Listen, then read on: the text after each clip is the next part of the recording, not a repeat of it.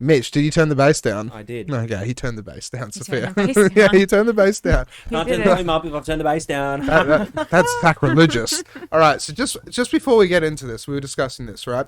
How long does it take for alcohol to get out of your system? Because Mitch won't drink half a bottle of wine with me. Well, I was going to say... You're not going to win this one because I'm being responsible. There's a definite, there's a lot of factors scientifically. Oh, closer? All right. I say that there's a lot of factors scientifically that would indicate that we shouldn't drink and drive ever, if I want to be... I do agree. Yes. Don't drink and drive, Mitch, but I think he will be under. It's only half bottle. I feel like if I had half a bottle of wine, it would take me 2 days to stand up straight up. But see, he's a big boy. I am a lightweight, yes. See, he's a big boy. I'm a big boy. It's not lightweight. We should call it something different, like you're put more the camera efficient. on you. No, more. You're an affordable drunk. You're an affordable drunk. There we go. Affordable drunk. Exactly. Yeah. Anyway, would you like to introduce our host? Okay, all right. Our guest, sorry. Oh, no, I'm you can hosting now. introduce Hi, us. guys. This is my podcast. That's it. I like to talk about women's issues. So, Sophia. Yes. All right. So you're a radio presenter. Yeah. You love ambient music. You're a DJ. Yeah. Likes techno. I do enjoy techno. Likes wearing black. Yeah. Yeah, you like wearing black. That's a good black thing. nails going on today. Very nice. I Yeah. didn't even realize until Yeah. then. Very cool. So, have I missed anything there? I probably missed so many different things. Yeah, no. Because I just skimmed over the bio you sent me. Like you sent it to me. I read it quickly and I was like, okay, I'm gonna forget that. Did you That's just like copy and this. paste it onto the page or something? Did you not ever read it or proofread it? No, I did proofread There's it. subliminal messaging in there. Just So you No, I did read Because if it. you proofread it, you read it. No, I did read it. Yeah. Okay, so I just have a really bad memory.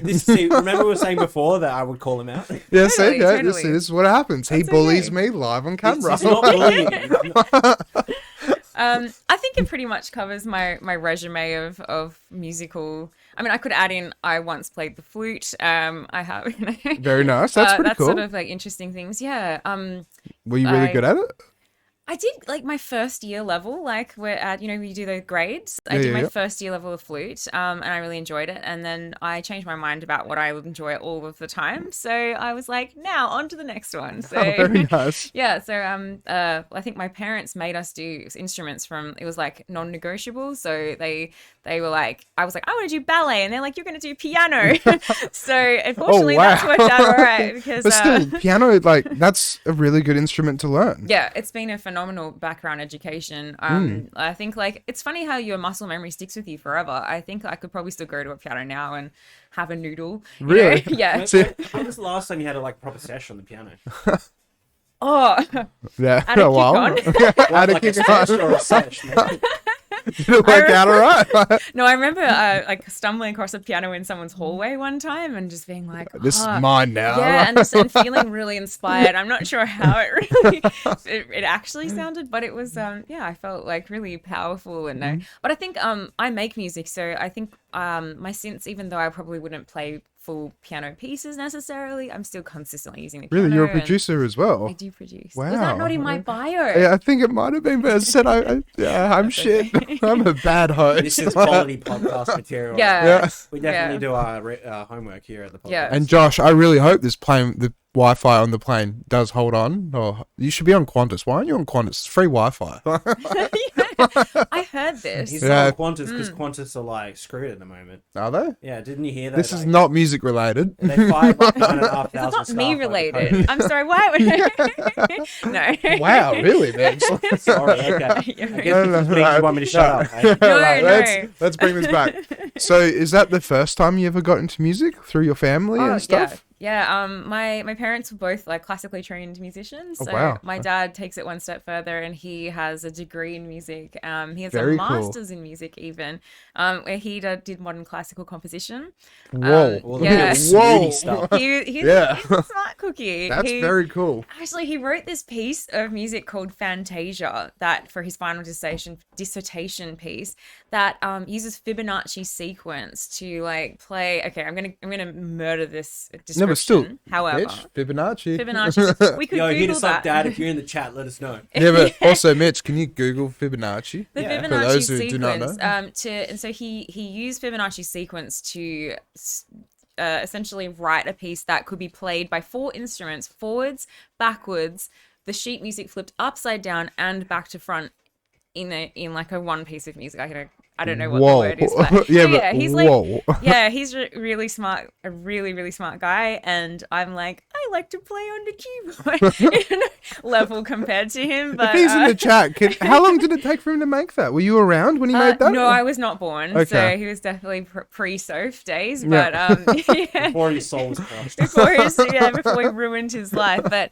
he's a mathematician. But he's a mathematician and a musician. And to be honest, actually, his proudest thing in the world, I think, is us girls. And he couldn't be prouder of all the music that I make. So he's probably my number one fan and will always be. That's a really good thing though. Like, when family is supportive behind the music, that's it means a lot. That's amazing. It does. Because most of the time that is like, no, get a real job. You like the music. Like, I think honestly, my parents believed in me more than I've ever believed in myself, and I think that a lot of people is like, oh, you're like quite good at this thing. Why haven't you made a career out of it? Or have you done really well on this part? Why wouldn't you pursue that further? And sort of like, weirdly, I kind of feel the weight of expectation sometimes when you're like, people are like, you have a thing that you should be doing. Why don't you do it? And you're like, oh, I don't know. that's the thing. It's like sometimes like if you try and push yourself to do something that you really do, like you do want to do, but you're not ready for it, or you're not in that time, like that right time or that right zone or this or that. Sometimes it can end up bad. You can ruin paralyzes you. I Yeah, think. that's it. Yeah, I think that's the thing is that like probably like a lot of people out there and a lot of people who make music, I have had periods of my life when I'm crippled by the inability to make it, or it just I feel like I don't enjoy it anymore. I don't want to do anything. But ultimately, that's it. Yeah. I think ultimately, like if you ever get into that state, there's always like an avenue that you can enjoy music in, especially if you really, really love music, that you can still have a hand in it, still have a finger on the pulse somewhere. That's it. Yeah. And actually, interestingly, that's how I got into radio, because I was having a period of crisis where I didn't enjoy anything I hadn't made music in 2 years, and I just didn't. I was only going out, and that was it. And I wasn't really contributing back to music in any way, shape, or form, despite the fact that I'd previously produced a whole bunch of music and had been really into the music scene. Did you record any of this digitally at all? I did, but I've taken it all down out of self-consciousness. And like I said, I'm a horrible ghost, a horrible guest to have on this podcast because no, I don't have any digital footprint at the moment. Yeah, that's like what we'll get into this topic tonight. All right, but all right. as I said, like teaser, guys, coming on. it's a teaser, but it like just a little hint. You don't have to have your digital. You don't have to have your life on the internet. No, it's exactly it. I think one of the reasons I realized I was like, I am quite a private person. That's a good thing, though. Yeah, and in the way I enjoy music was quite privately. But one way I was able to get out of that uncomfortable zone where I didn't enjoy making music anymore was to go on radio. I was asked to be a guest for Ambient Zone, And I was like, oh, this is the coolest thing in the world. I always thought radio was just the coolest thing in the world. And so what is Ambient Zone? Like, we're jumping. Before we go ahead. Yeah, like we're diving right into it. And then I reckon we'll jump back to like the back beginning. To the beginning of my later on. For sure. Hey, Mitch, can you Google Ambient Zone, please? So Ambient Zone presents on RTRFM. Some of you may recognize the ambient voice. When I'm in the studio, I tend that is some very ambient voice. Yeah, that's like. Do you whisper? Is it like ASMR as the mic? Yeah, that's it. I was about to say it's like ASMR seductive. So, hey, this is Ambient Zone. Ambient Zone on RTRFM 92.1. Holy shit! So yeah, we go straight in there. But I realized how much I've been yelling since I've arrived now. That did you practice that voice quite a few times? You like look in the mirror and be like, actually, Ambient Zone. No, funnily enough, like when I first went on air, I was so nervous, and I felt like the music I was playing was really soft, and so I felt like in order to be reverent to the music that I was playing, I needed to like tone it down because I do talk quite exuberantly and loudly. And but still, that's like when you're doing an ambient channel or an ambient radio show, like, you know. You don't just go like, "Hey guys, this is the Ambient Zone. Like, what's going on?" Yeah. Like that.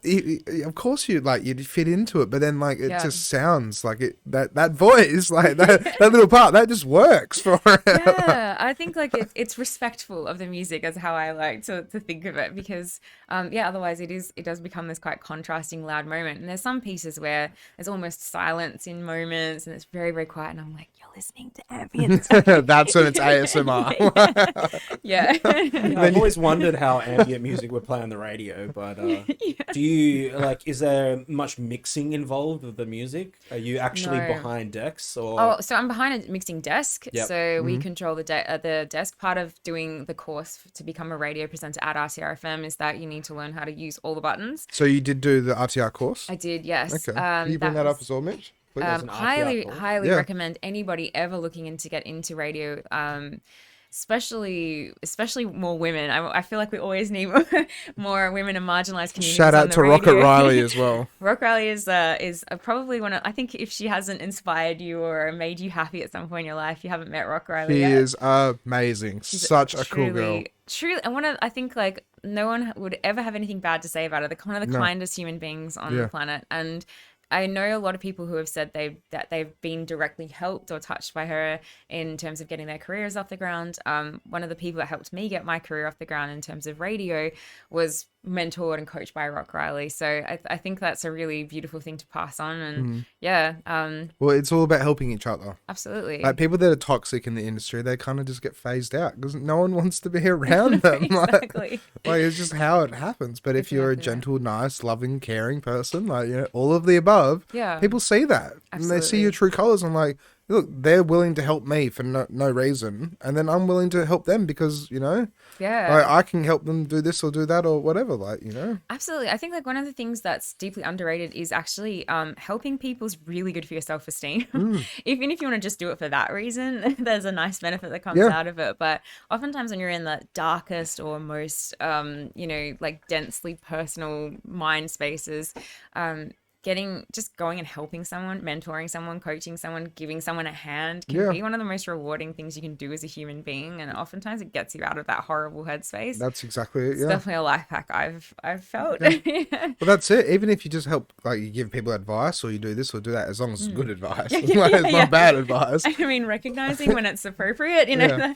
But 100%, because it's just good for the soul. Absolutely, you're helping others, and if you're helping them get out of darker patches or whatever they're going through, then you, at the end of it, it's not like in a way, it's like, oh yeah, I did that. It's kind of just like, you know, I hope they do better. Yeah. And it makes you feel better that you tried to help them in a way. Absolutely. And it's also a good way to get out of your own head sometimes. Exactly. I think, which can be really damaging. You could constantly just be there, focusing on your own problems and your own needs and your own inadequacies. Sometimes it helps just to be like, okay, we'll put that aside for half an hour and we'll go and help someone do something. We'll just being pick up some social rubbish, and, that's it, doing something. Yeah, exactly. So how long did it take for you to do the RTR course then? Actually, it's a good question. I can't remember, but I think it was a matter of like 6 weeks or so. So you just do the that once website that I had pulled up before said it was a 6-week training course. Oh, look, bang on. I just pulled that down. I mean, I'm very, very sure. How long ago did he do it? Actually, I was about to say 3 years, but I realized I posted on Facebook just the other day that it had been my 4-year radio anniversary. Wow. So 4 years on RTR. 40, and that's 4.5 because the first time I ever went on was as a guest host, and that was half a year earlier, and it took me half a year to get the courage to go and do the radio course. And wow. I didn't know where it would lead and whether it was even worth doing it, but at the end of it, I got the RTR crew, so the Ambient Zone crew were like, get your radio course done so you can get on air, and I was like, all right. They're just pushing you, be like, yes, you've got talent, do it, like, because we want you, kind of thing. Yeah, it was really validating. That's it, right? Yeah. That's what we were just saying. Like, even though they were kind of just being like putting pressure on you, be like, no, do it, because they were saying it's like, well, if you want to do it, we want you. Yeah, it's a really good, which is so like it's nice. A beautiful thing to like encourage other people to get into this. Yeah, to be a part of the crew, basically. Absolutely, but yeah, I think like I to say that you're well known in the ambience industry is a bit ridiculous because it's the smallest thing, industry, the ambient scene or whatever. Well, interesting that way. If you say I'm big in the drum and bass scene, it's just kind of like so is everyone else. You know what I mean? I mean, there's like all 5 of us making ambient music out there, and I'm one of them. But I think I started to make and put out ambient music on my SoundCloud, and I was booked to play live music here and there for like Artifactory, the one that's out in Osborne Park one time. I've never heard of that, actually. Can you try and find that, Mitch, if that's right? What was it called again? Artifactory. So like ARTIFACTORY. Whoa. I was really off. Sorry, my spelling bee. A plus. Yeah. Artifact. So it's in Osborne Park as well. Yeah, so they have like a little warehouse space there. They have a maker space that includes like doing things like laser cutting and making this maker space. Yeah, this maker space right here. It's the coolest little factory place. But about once in a blue moon, they run a night that I call Noise Machine, spelt the German way. That they do like really German weird. way. There's an event called Noise Machine. Noise Machine. How is it? What's the German way? NOISMASCH or MACHIA. Your spelling is spot on. CHANE or something like that. Yeah. Okay. Oh, there you go. I do just open it up in Google. Yeah. I do have to say a lot of German words in Ambient Zone because there's a lot of German composers of ambient music. Really? That's actually one of the more challenging parts of one of the hard things about being on radio. Okay. But no, I think one of the reasons I use a lot of scripts, and I have put a lot of scripts together before every show, is that pronouncing artists' names accurately and respectfully. That's a good way to do it, though. Last thing you want to do is like you say their name wrong, you go, oh god, no. Yeah, I was just butchering them in our classic Aussie accents. I think that's like one of those things. But yeah, over time, over the last 4 years or so, I've said so many German words and Ukrainian and Greek, and I've started to learn how to pronounce a lot of this stuff. And Japanese was a big one. I can now pronounce pretty much any Japanese thing I see. I can pronounce right away. Like really, the writing. No, not in terms of the writing. I'm not that clever. Okay, I was about to say, I was like, whoa, like you're like Mitch's level, because you can read and write. You can read Japanese, can't you, Mitch? Yeah, I can read, write, and speak and listen, but to like the same level as like a 5-year-old could. Okay. You know what I mean? A little bit more that's still pretty impressive. A basic conversation. Yeah. I don't like that. One of my favorite artists in the whole ambient world is Chihei Hatakeyama, and so like just learning how to pronounce like his name was meant. Oh, okay, so this means that next time I have this like letter combination, I'll be able to pronounce that Japanese artist. Spelling bee again. No, I can pronounce Chihei Hatakeyama perfectly. That one I've typed a lot. Sounds good to me, but what do I know? I'm just a white pasty. Can we pull him up at all, or would that be? Don't even stress. But yeah, no, I think that's like one of the cool things about like the research side of Ambient it would be Zone so good. Yeah, I'm just confused if you don't mind answering this for me, but of course. I have a rough idea of what ambient music is. Yeah, but I think there's a lot of fluidity to it. Yeah, in a sense that it doesn't necessarily the tag ambient doesn't necessarily represent a genre more than it represents a vibe. I'd say that's bang on. Would you like to absolutely explain what ambient is for people who might not know? I mean, so traditionally ambient is beatless, but that is beatless music. And so I think like the main reference point we all come back to is Brian Eno. He created a piece of music for airports. Brian Eno I used to fall asleep to his music, to be honest. It was amazing to listen to.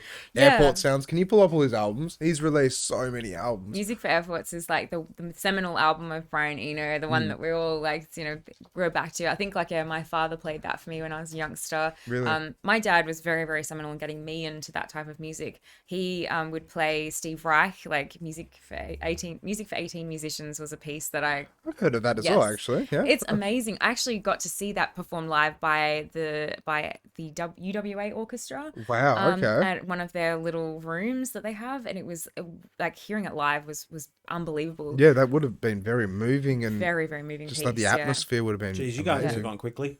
Sorry, back to Brian Eno.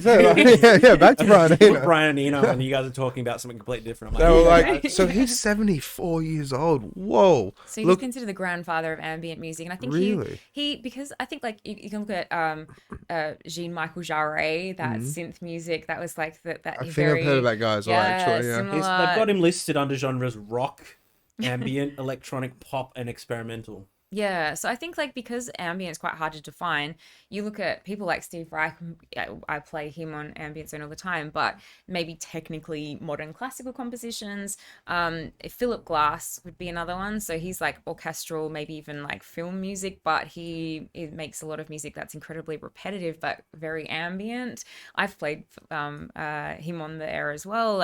But yeah, my dad got me into a lot of that type of music right off the bat. So that really repetitive, rhythmic repetition was really like. It's probably how you got into techno as well. Which, bang on. I feel like you either get into techno, get into techno via ambient music like that, like a really weird electronic, or death metal. I feel like it's like one of them, heavy metal or hip hop, or I feel like basically the color black. Anything that represents the color black. Techno. I was actually in the car on the way here. My partner was saying that as someone in his team at work, it was like, I'm really enjoying jazz, black jazz or something. Oh, I really wish. Jazz. No way. It was like black dark jazz core. Jazz core. So it was something like really, really odd like that, and I was like, oh, I'm keen to hear this. Put it on. It was just sort of like nice, moody jazz music, and I was like, definitely expecting something more hardcore. Can you look up jazzcore? Like jazzcore music, or it was.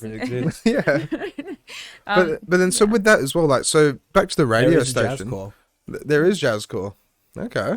I mean, we can't play it. I'll play a slither. We'll see what happens. I feel like I really want to look up what the exact wording was now. I'm gonna very, very. Okay, it wasn't that. No, that sounds like clowncore. What was that? That was definitely the wrong thing. Oh my god, it's ambient doom jazz. Ambient doom jazz, and I was like, okay. I thought I was expecting some pretty hectic stuff, and I say it's quite pleasant. But see, that's the beautiful thing about music, right? There are so many genres. Yes. There are genres of subgenres of genres. Like, so this is ambient doom jazz. It just sounds so like full on. Yeah, it's not as hectic as I was imagining. It's almost film cinematic. Yeah. Very film noir. Film noir. Yeah. Very film noir. Film noir. All right, that's enough. That's all right. Copyright lords. Yeah. You can eat your heart out. So when it comes to actually like doing the radio show, because you've been doing it for 4 years now, like, is it just you doing the show? And like, how long? So, pardon? I'm part of a collective of, guys. They are all guys, but part of a collective. So we take it about once a month each.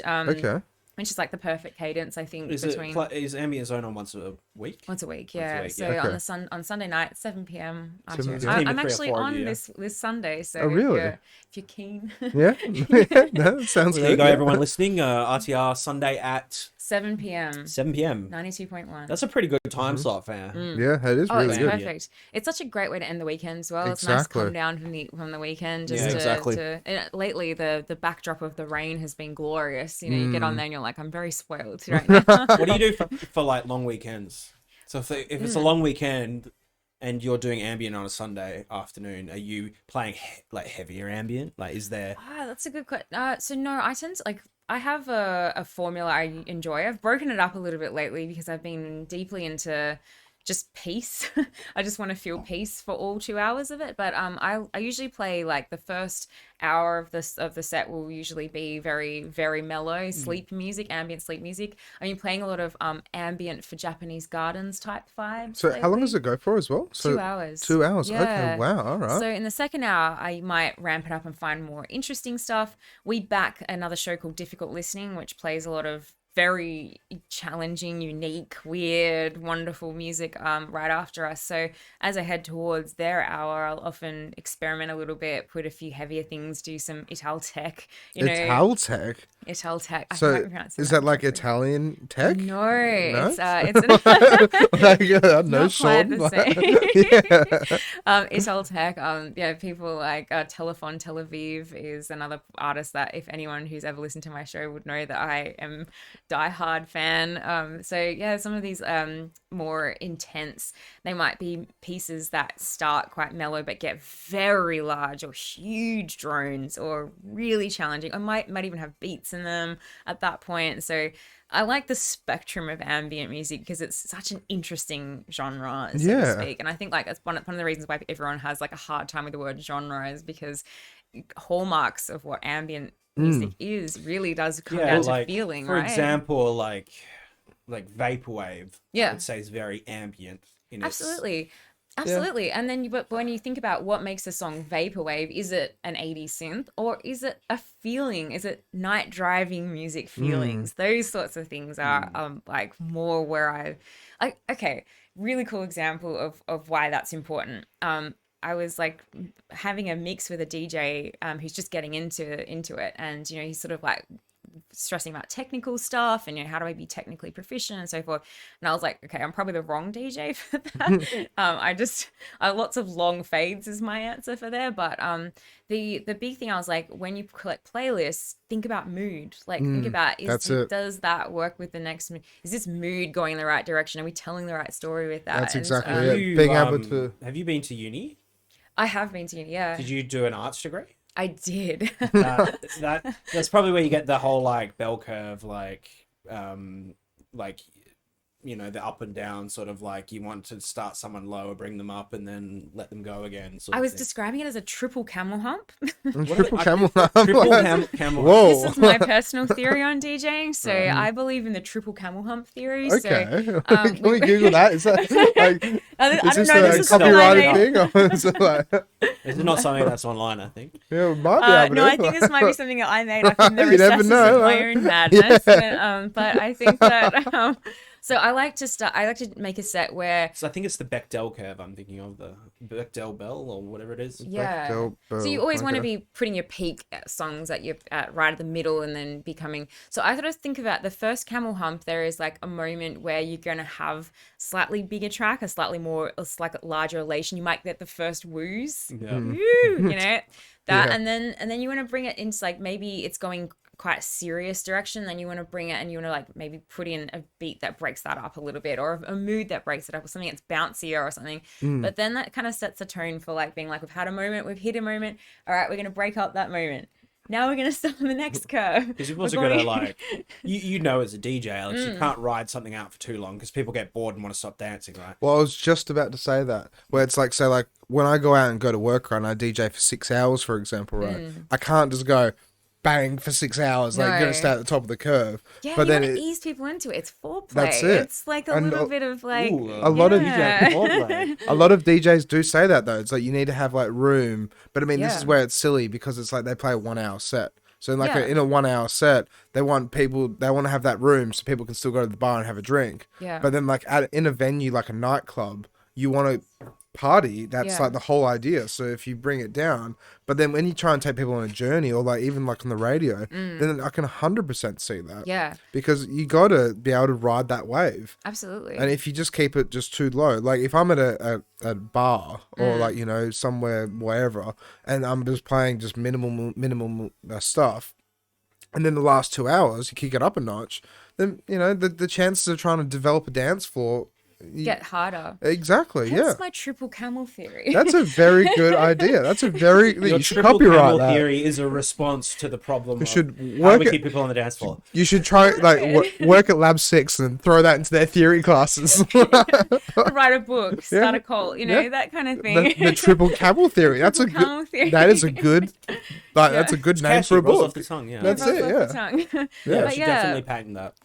But yeah, I think part of an interesting set is that there is actually an aspect of it too that we spoke about a little earlier, letting that ego aspect of it go, where you want woos the whole time. And I think that the thing is that when you think about the sets that have stuck with you the most and the ones that really mean something to you, the ones where you've left feeling euphoric, are ones where your DJ has forced you to be patient for a little bit. Yeah. And I mean, obviously that's a luxury. It's a luxury problem to have as a DJ because you don't often get booked at these peak times. You're often getting booked at the beginning of a night, or you're being, people have left, and at that point it's like, is there much point in doing this whole thing? But I think you should always just see every DJ set as a practice set for the one that you want to have. That's the main room set or whatever, 100%. Yeah.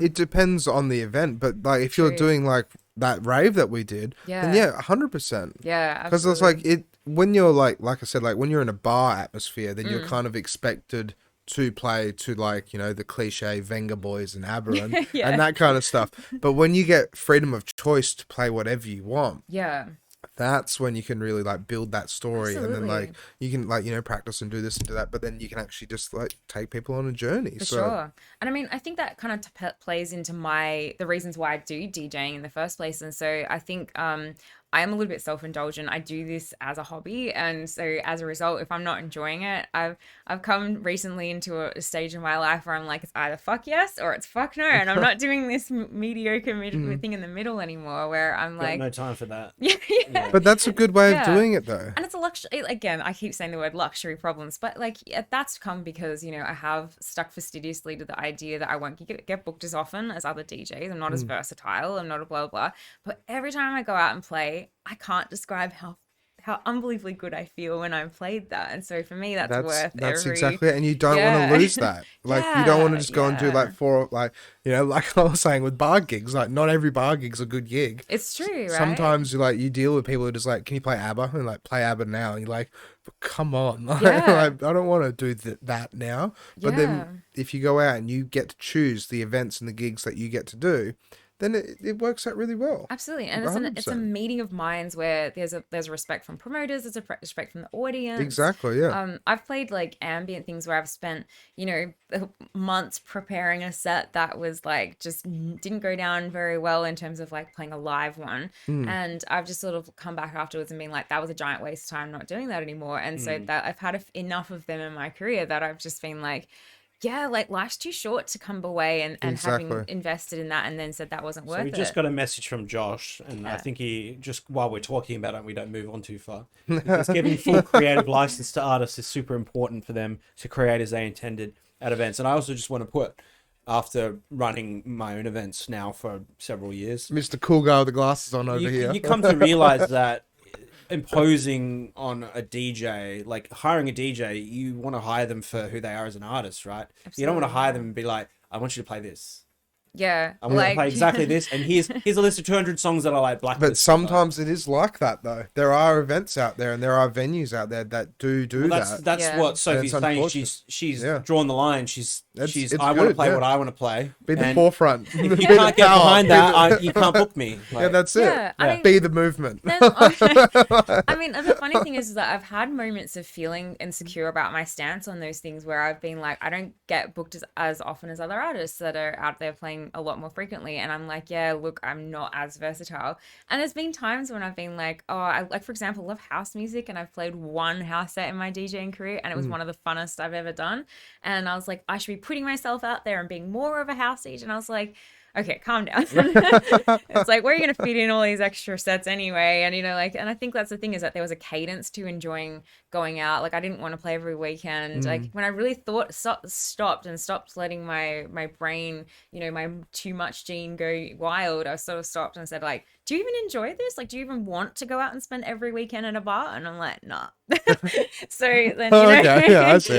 Yeah, like if your dream came true, would you even like your dream? And so, yeah, I mean, I think that's pretty much every person past. Once you get into your 30s, you suddenly realize you're like, oh yeah, there's a lot that I thought I wanted, and I don't want it. I'm gonna be that old guy at the back of the club. Like, oh, you're gonna be that old guy. With these shades well, I'm gonna be that old guy on stage. So, but see, like that's where like. In my perspective, like DJing at bars and pubs and whatever else, like anything, just being able to play music, that's my heart and soul. Absolutely. It just it's the funnest thing I've ever done. It is the dream job. And like I said, even though I do some really bad, shitty gigs and this and that, and they happen. Even in the best of intentions, they happen, right? Exactly. Yeah. And if you take that as like like I did really, really bad, or like you become self-critical, like stupidly self-critical about it, then, you know, it can be really damaging to your own mental health and everything. Absolutely. And I've had that as well in the past. Yeah, same. But the thing is, it's just like, then you just get back up on that horse, you just do what you do, and then people still enjoy it and love it.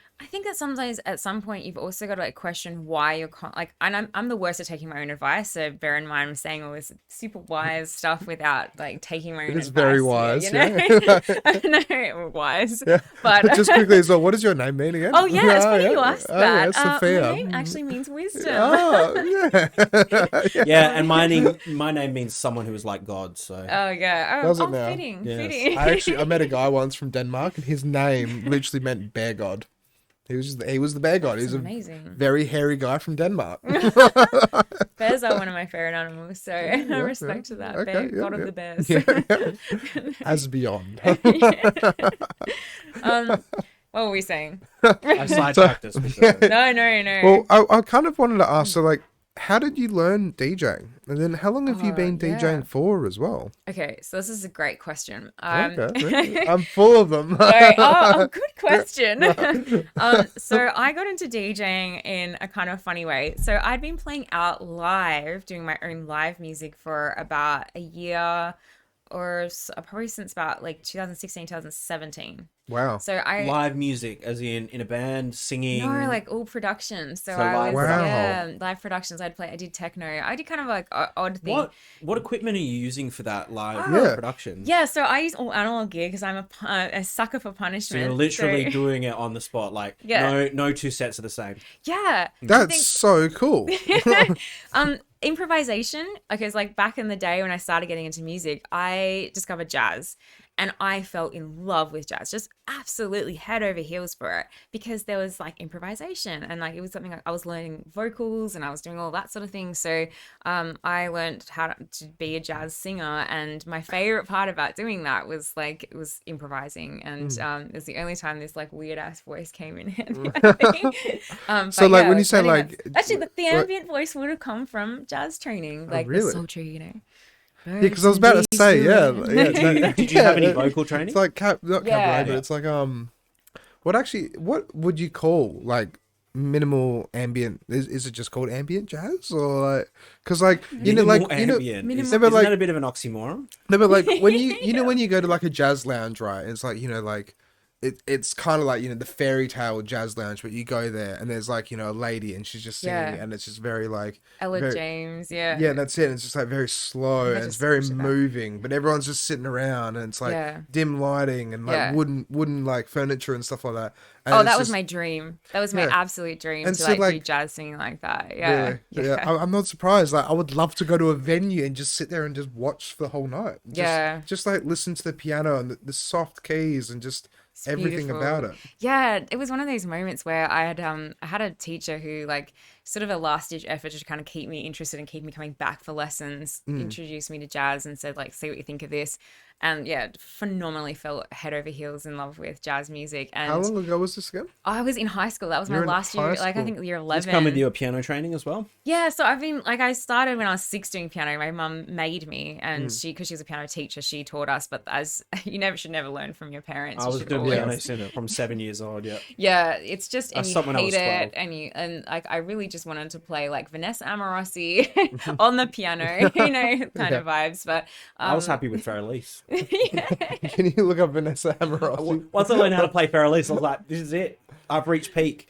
No, like making my way downtown. That I wanted to play that. I think. How did you not know that? You're the cheesiest cheese DJ. Just quickly as well. I listened to that the other day, and I actually played that at the Market Grounds last time I played there. Right? Yeah. Every time I play it, I go like that, like just like the whole like white girls thing. Yeah. Still need you. But did you know the very first CD that I ever owned? Right. Oh, good question, right? Yeah. First ever CD ever owned. Tal Bachman, She's So High. Really? Yes. She's So High. She's so above me. High above me. I think my first CD would have been like a So Fresh CD. It's so fresh. Although my mum did own it. I used to listen a lot to. My mum had a box set of like classics from like the 70s through to the like early 90s. Yes. Yeah. So like a lot of Tony Basil. Tony Basil? Yeah. I don't think I've ever heard of Tony Basil. Oh, Mickey, you're so fine. Oh, really? Oh, yeah. Toni Basil, yeah. I was thinking like Tony with a Y. It's like some Italian guy. Tony Basil. Yeah, that's it, yeah. Josh says Vanessa is a national treasure. Yeah. Well, can you look it up, Mitch?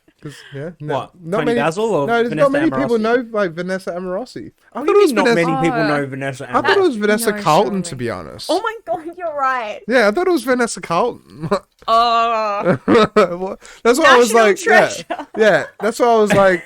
Yeah, it's Vanessa Carlton. Hey, I didn't know the chick either. So Yeah, well, that's it. You No, agree you're with right, it's Vanessa. Vanessa Carlton. So I who's take Vanessa everything Amorossi back. then? Vanessa Amorossi's... Yeah, we're all in the same boat here. Yeah, all right. 2002. What a blast! Yeah, I told you. Yeah. And see, the very first CD I ever bought was Korn, See You on the Other Side. So it went into heavy metal. I saved my money and I bought that from Sony Music CD shop. And that was the first thing I ever purchased. And that was it really set the tone for my career. Very, very nice. Vanessa Amorossi's track is absolutely everybody. Of course. Okay, yes, it is. Yeah. Ministry of Sound Annual. Yes. Sydney 2000 Olympics, yeah. Yeah. I think So Fresh. I absolutely just. I never purchased So Fresh. Really? No, you're one of those burnt bad girls. CD. Oh, burnt CDs. Oh, shit. Yeah, I used to That's sleep fine. on the wall. We all did it. Yeah. Loved LimeWire. Just showing Who my didn't? age Yeah. now, hey? Just quickly, fun little fact. Do you guys know how Soulja Boy became so famous? No. Soulja Boy decided to upload onto LimeWire, right, his song Crank That, right? Yeah. But he would actually call it things like Linkin Park Numb. And like in the end, and all sorts of other names. Like he probably would have put it up as like, potentially Vanessa Amorossi as well. That's hilarious. He would just put it up onto LimeWire as fake names and people download this. I'm pretty sure you could preview on LimeWire. Like No, you could preview the But track. some people, it's just like maybe back in the day there was like a point where there was no preview. that's it, yeah. Yeah, I think that was like a relatively later feature. Correct Exactly. me if yeah. I'm wrong. I'm pretty sure. Maybe yeah. I'm just showing my age. Yeah, that's it. You kid, I child. think we all are in some way That's here. it. Yeah, I don't know. Yeah. So Yeah. anyway, back to the music as well. So Yeah. like, I mean, we're already talking about music, but so like you've learnt a few instruments. So Yeah, you've done yeah. piano, and what else have you done?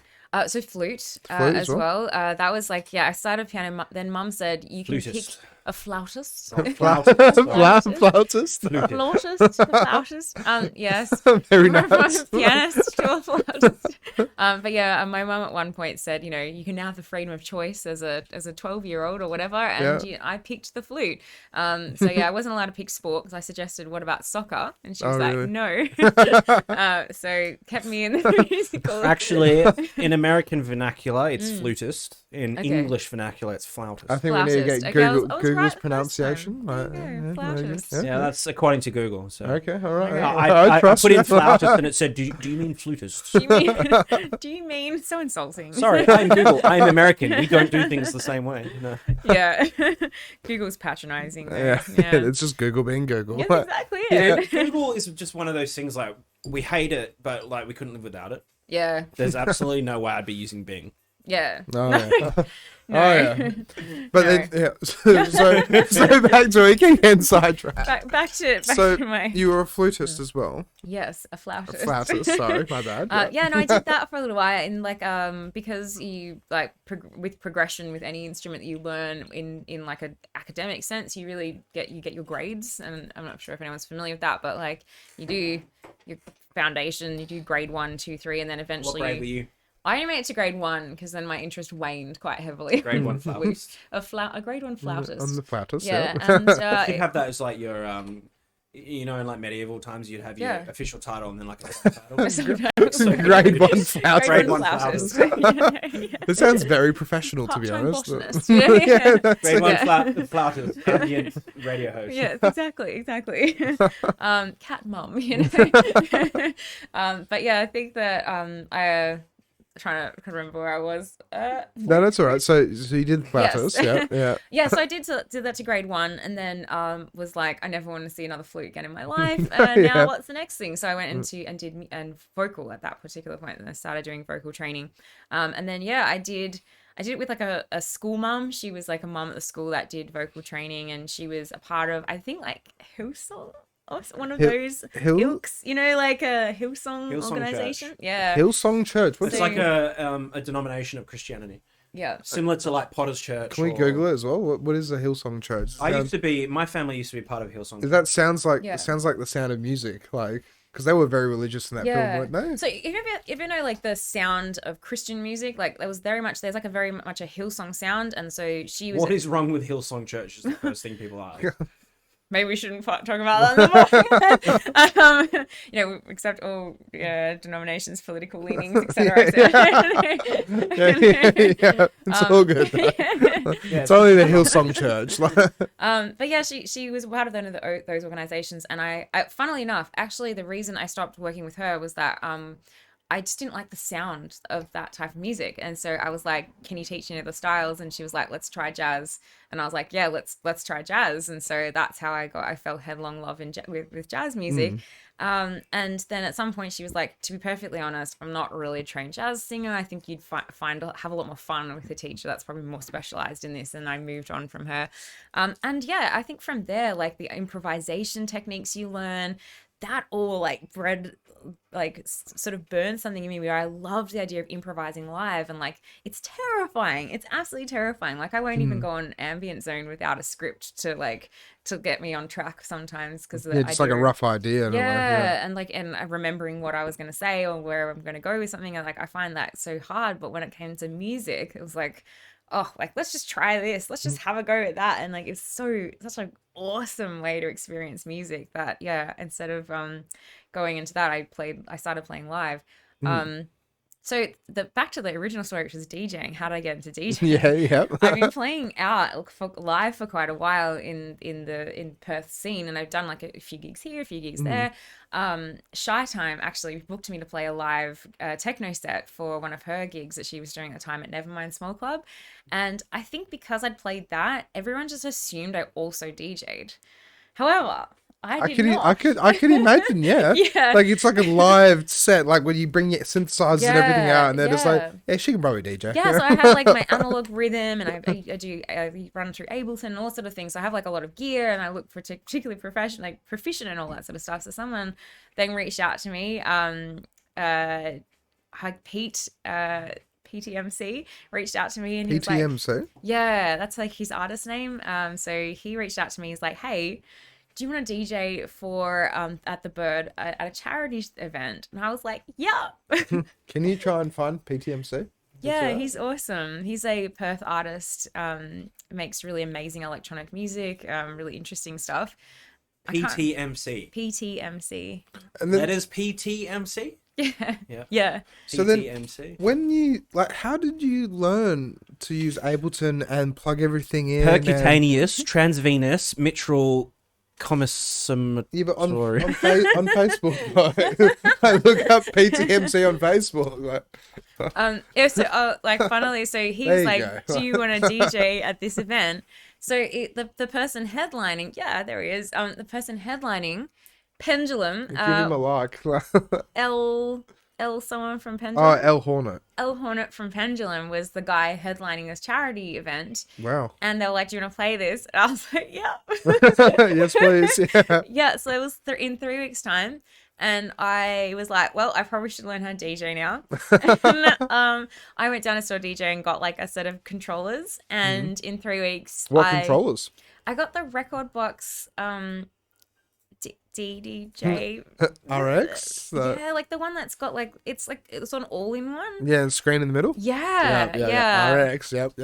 Everyone Really, gets the RX. Yeah, decent machine, I will say. Do you still have it now as well? I do, and actually, that's all I've ever practiced on. It's Really? just that. So I turned up to the gig with my 3 this weeks. one here, or like No, it's that one Some of there. the all-in ones, the yeah. XTJ RX? Yeah, the XTJ not one. the DDJ. Yep. Yes, correct. I know things. Don't worry, they don't know how to name their stuff. I swear to God. Just put a bunch of letters and numbers under it and we'll somehow work it out. Yeah, totally. But yeah, so I turned up with 3 weeks of practicing. I had a set that I knew I really wanted to play, and I got up and I was like, shit, they look a bit different to the things. I was shaking. I was so nervous. I was shaking at the time. And I was like, sorry, where are the cue buttons? Like, to hear on your headphones, to the channels. And he was like, here?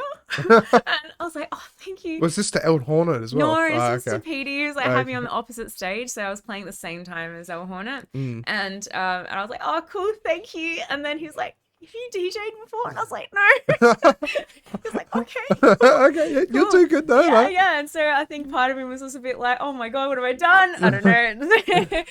But yeah. It obviously went well. Yeah, But yeah, did it so go good? Yeah. 10 minutes into the set, nothing had gone wrong at that point. I was like so nervous. I hadn't looked up once. I had just put my head onto the thing. I was like touching every button, trying to figure out how to use the massive decks. I was like, had finally figured out. I like breathed a sigh of relief because nothing had gone wrong. I looked up and the dance floor was packed, and I was like, oh my God, people are dancing to me. 10 minutes in yourself. What? Yeah, I was absolutely gobsmacked, and people were like frothing a techno. So I was like, all right, cool. And that was it. I've play like a gig a month for the last like 3 years since. So very nice. So yeah, it kind of worked out all right. Could have gone real bad though. But still, that's an awesome story though. That's like inspiration for all the bedroom DJs out there and stuff. Where it's like if you just go out there and you play a set and like you just like really focus on what you're doing, like look up like, oh my God, it's packed. Guys, I pulled the wall. But yeah, and it was actually astonishing. But I had really good advice from like a lot of really like trusted friends who had been like, think about crafting journeys, think about all the good stuff, don't try and do tricks, just have fun with it. Just have fun with it. And they were like, it's like a never ending playlist that you've got control over. Yeah, it's the coolest thing. And like I was dead set I was gonna play a certain set, and then as I started to have a little fun up there, I was like, oh, I'm gonna change it up. Let's go a little bit harder. It was really exciting. Well, it's kind of surprising that on your first time like playing live to a crowd behind the decks that you felt comfortable enough to change it up, because I know a lot of DJs who start they will put 50 songs in a playlist and just go from 1 to 50. And it's some of them terrifying to deviate from that, because you're like, but shit, that's the one I rehearsed or whatever. And I was literally just like, oh, I should probably play it like this. But I had my star rating system. So I because I mostly play techno, I have like a star rating system in my record box where I rate everything by intensity. And I'm like, oh my God, so do I. Yeah. So do I. We've all got our own little ways to do it. Sometimes they cross over like that. Yeah, exactly. But it's a good way to do it. 100% I agree that's a good way to do it. Because so you have it. It's feeling like a 4-star right now. Yeah, that's it. Or a 5-star is like really full on. Yeah. And then like 2 years down the track, you listen to it again, you're like, nah, this is a 3-star now. Exactly. Yeah. I but know. that's then you the discover thing. Paula Temple, and you're like, well, everything's now 4-star, and she's now the 5-star. What's her name? Paula Temple. Paula Temple. Can you Google her? I've never heard of her. She's in my very coveted 5-star bracket, and she's like, it's like face melting. Top of the camel hump, the top of the second peak camel hump there. Okay. Like face meltingly dark techno. And dark techno as well. Okay. She is a phenomenal artist and probably my favorite. Pull up her Instagram. Yeah, she's amazing. She's actually written a lot of beautiful. She looks like an older lady. 111,000 followers as well, though. She's somebody. Yeah, she's phenomenal. Absolutely phenomenal artist. Yeah, she's definitely like my all-time, So then I really, really wanted to know though, like, so when you go and do a live set, how did you come up with all of that? Like what are the instruments you use? Like, what are the synthesizers, the plugins, everything? I really want to know. Like, okay, I actually have a cool story for this as well. Okay, How I got into actually like making and playing music out. So back in the day before I had any gear, I had an iPad, and it was just like right when they just started to release software for iPads that was kind of cool, and you had like synths that were being made for the iPad and a couple of like cool just iPad only instruments. One of them called, I think it was like that's like Artiphone is like an iPad instrument. It's like there's a few different like really Artiphone? Can you look I'm it trying up? to remember this one. I guess it's Auraphone or something. But this thing it sounds like you're playing the rim of a glass, right? And so as you like circle these bubbles, they make like a whoa, whoa, and I was like, that sounds so amazing. Sick. Yeah. So my dad had guitar pedals, and Orpheum, that's it. This was the first ever app I downloaded on the iPad, and this thing is just cool. And you could like cross the bubbles to make slightly detuned ones, and I was like, wow, this is like having a synth that doesn't exist in anything but this kind of space. And so I really enjoyed that kind of thing. And because I only had an iPad, I was really limited in what I could do. So I just learned how to like make a bunch of beats. I did a bunch of looping things with vocal pedals, and I borrowed my dad's Boss pedals to make vocal loops, and I was just like messing around with stuff. This is probably going to be really embarrassing, but I have a YouTube video that I recorded of me doing a cover of Pumped Up Kicks. Pumped Up Kicks? Crossed with To Build a Home by the Cinematic Orchestra. Can we find it? You can. Please, can we find it? It's Sophia Lewis YouTube. Okay, here we go. That sounds amazing. Yeah. How long did it take you to make that? Pumped Up Kicks is an amazing song. Yeah, it didn't take me long to make it, but I spent ages recording and re-recording because I wanted it to be perfect, and it still wasn't perfect by the time I put it out there, but I just wanted to do it for my friends. So I just made a video, put it out there for my friends. And which one would it be? Probably not Perth. You could just do Sophia Lewis Pumped Up. That's you there? Yeah, that's me. Found it. It's my cat. It's the first ever one on my channel. Oh. Yeah, I've only got 5 videos, as you can see. I was really Whitefield. Oh, there you go. Yep. Yeah. And we can probably play this because this is all. I own the copyright. Yeah, that's for this it. one. Doesn't matter. No, it Look at does. me Yeah. doing No, my because little- we had remember we had Ben Renner on, and he literally said on stream, "You have my permission to use this," and we still got copyright strike. But he made that though. Like he got that copyrighted the whole lot. This is like all on. This is live. This is Yeah. live. Like It's not being signed to a label. That's No, it. exactly, yeah. this is so cool. Oh, I hate Oh that. no, yeah, go back. Come on, I'll watch the whole thing, and then we'll dissect it after. It's so embarrassing now. And so You how can long? talk over it. How long ago was this? So, I was a baby there. You got longer hair, yeah. Yeah, I think I was 23. Okay. So, almost 10 years ago. Oh. No way you're 30. Yeah. Yeah. I thought you were Old like. as shit. I thought I was older than you. Like I thought you were like 25, 26. I To be honest. appreciate Like it. I'm you were younger than me 29. too. Like, No, I'm older. That's why I speak so wisely. that's it. It's so wise. Like, I'm like, I get Almost like dumber a when I get baby. older. Yeah, I know, right? so yeah, I'm the same. I'm a bit worried about that. Like as the older I get, I'm like, am I getting stupider or are the kids getting smarter? Bloody TikTok. I know, yeah, I've said that. Kids with their bloody TikTok. That's exactly it. Yeah. But, So then you must be what, like an 89, babe? correct, Wow, I'm yeah. 92, so. There you go. Yeah, Yeah. yeah. I celebrated my birthday just a couple of days ago, so I just turned 33. Happy birthday. Thank you. Yeah. Thank you. This is so cool though. I've still got that MIDI keyboard. I donated it to my dad to make music because I was Really? like, yeah, it was just too big for my desk. How I often still does? got that Chaos pad though at the back there. Oh, you have a Chaos pad as well? I do. That's the first piece of like official gear that I purchased, and I was like, you can do like X, Y, like it's like an iPad, but it's like I can plug the mic into it instead of the. Back then they had nothing you could plug into your Have you iPad. ever mixed? Yeah. You know, you got to mix at Jim soon on the DJ 900. Yeah. That's also got one of those X pad things Oh, on it, so really? you can play with the FX. See, if I was a real DJ who knew how to DJ, You are a real He would know that. DJ. I would have known that. Well, now you know, so now you'll be able to experiment with it in the future. Yeah. But yeah, I've had that little thing since the beginning. You Look can see at, I've look got at you go on the X pad. Like, Yeah, right yeah. there. It's like. And you're also about to hear my first sick beat. This is number 1 that you recorded and put out. Yeah, it's like the first thing I've ever done in my whole life. I got a little mixer desk that I lost. How'd you lose it? I've moved so many times over the years.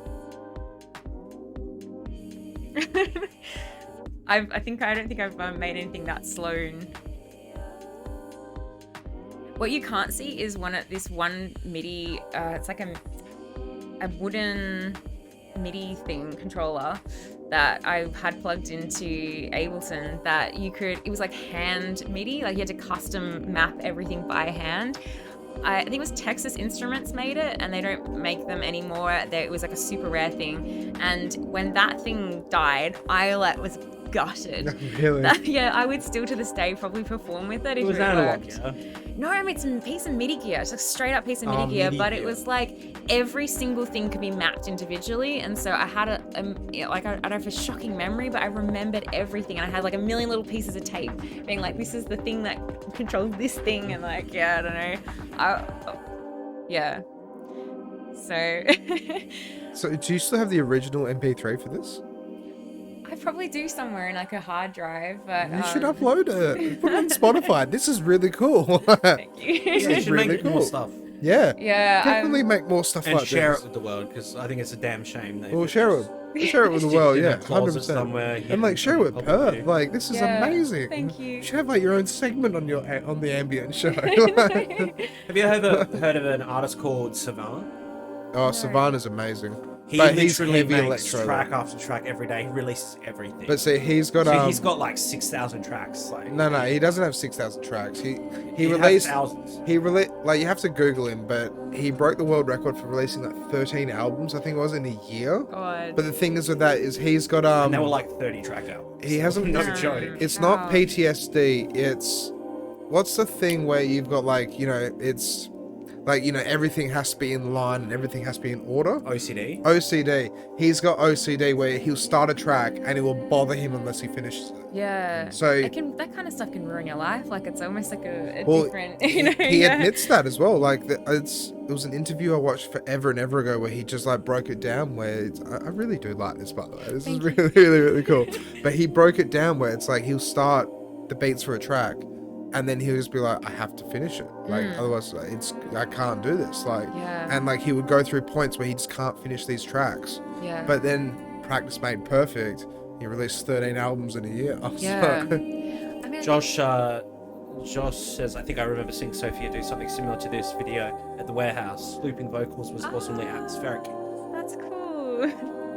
As I said, you should definitely get this stuff out more often. Yeah. This is so cool. I know, I kind of listen back at this stuff and it's like, I was so critical of this stuff. I'm like, there's like a million mistakes in this and sort of thing. But that's the thing, right? I've been DJing for 10 years, right? And I've been out and about, professional, listening to music, doing this, doing that, the whole lot. I didn't hear a single mistake like, at all. That's the thing where it's like, whenever I get DJs on that have never DJ'd out and about or like, they're like just coming into the scene and this and that, I say, record your mixes. Yeah. Because if you record your mixes, you listen back over it. Okay, I made a mistake there. I did this, I did that, I did whatever. But the thing is, though, is at the end of the day, people still enjoy it. People still dance. Absolutely. People still have fun. Completely agree with that. Actually, I'm a one take mix per person. Like if I've got to record a mix for a podcast or something, I will never do it twice. Really? I just treat it as if it's a live set, unless it was a catastrophic error in the middle. But do you ever rewatch it though as well? I do actually, because I think because I said in the beginning, I play music I love. It's like actually like I'm like, I wish someone would make a playlist out of this type of stuff, and like I have like ones that I specifically run to and that kind of thing. But I definitely listen back to them and I'll hear the mistakes, but I'm a lot more forgiving of my DJing than I am with my music. It's progression. Have you ever thought about incorporating the live aspect of your initial performances with DJing now? Like, because you can do both. Like, a lot of artists are doing that nowadays. Actually, you know who I recently saw that I was like, oh shit, was actually Steph. I can't pronounce his last name. Mendelssohn. he's Greek, so this is terrible. Here we go, Mitch. You got to Google him now. So he just played for Grit. Shout out to Grit. Grit is amazing techno promoters. They do wonderful, like really, really beautiful techno nights, and they've had me since the second show they've ever done in Perth. They've had me play, and those guys like had me headline that show like from the get go. They didn't even know what I would be like. Yeah. Mendecitus. Does he have a Facebook page as well? Yeah, he's amazing. So he plays with 2 octatracks. And I was like, it took me a couple of minutes to realize what he was doing, but I was like, 2 octatracks. They're like electron octatracks. They're like sample machines. Okay. And he runs 2 of them side by side. Can you Google them as well, Mitch? That sounds amazing. So what he's doing is all his own live music, but he's essentially DJing it so it's flawless. So you don't have to do that awkward flip back between, you know, like if you play live on like a machine, there's a moment where you want to stop it and start it again. So in order to do that,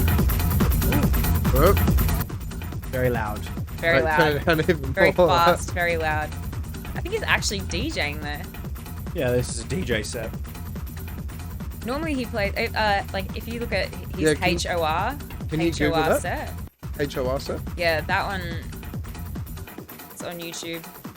Hello, Sassy's in the camera. All right, let me just pause this so you guys can keep talking. And then also, what was it called as well? The HOR set. I don't know how it's like a whole building. But what was the one before that as well, where it's the 2 instruments? What was it?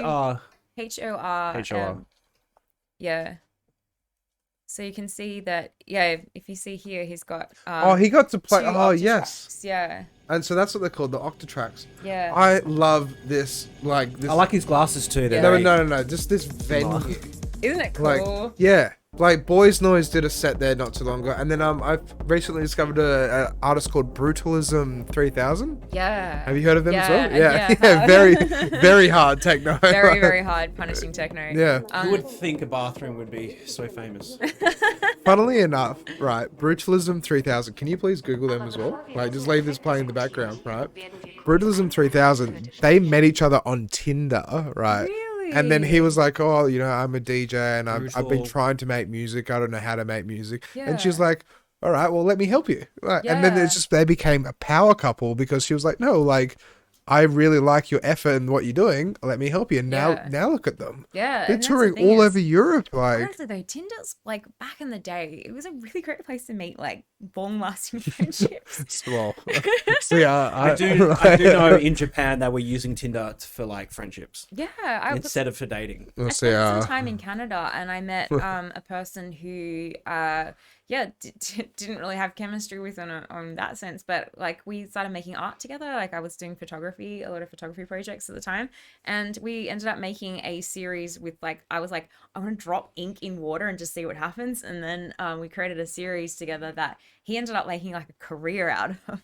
Really? Now he does like art, audio visual for like a lot of really famous artists and sort of thing, like all from this thing. That sounds amazing. That sounds really cool. Yeah. You just like meet some random person on Tinder and you're just mates. You're just friends, nothing more. Just friends. If you are like, if you don't have too much ego about things when it comes to dating, I think you can find friendships in the most unlikely of places, that even is very Tinder. True, yeah. It really takes a rare person to not be like offended by not wanting to like continue a relationship or whatever. But yeah, there you go. Yeah, okay, yeah.